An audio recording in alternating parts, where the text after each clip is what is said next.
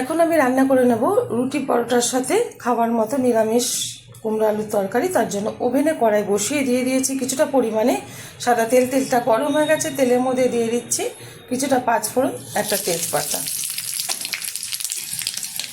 এখানে একটু শুকনো লঙ্কা ব্যবহার করতে পারেন, তা আমি করলাম না। ভালোভাবে ফোড়নটা ভেজে নিচ্ছি। ফোড়নটা ভালোভাবে ভাজা হয়ে গেছে। আগে থেকে কেটে রাখা কুমড়ো আলু ভালো করে দিয়ে পরিষ্কার করে নিয়েছি, ঢেলে দিচ্ছি।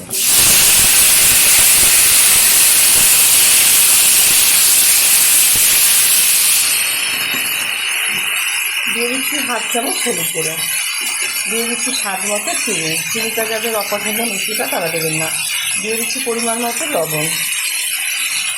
ভালোভাবে নেড়ে চেড়ে নেব বেশ কিছুক্ষণ।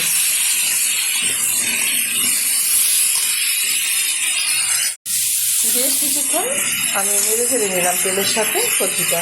এখন দিয়ে দেবো এর মধ্যে টুকরো করে রাখা অর্ধেক টমেটো, কয়েকটা কাঁচা লঙ্কা চিড়ে নেওয়া।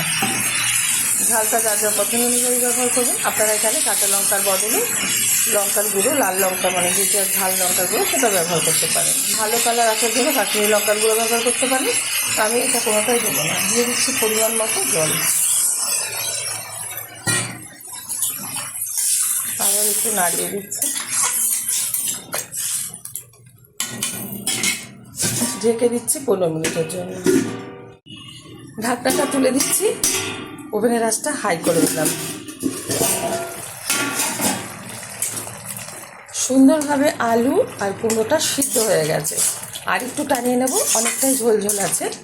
এত ঝোল ঝোল রাখবো না, তাহলে কিন্তু রুটি পরোটার সাথে ভালো লাগবে না।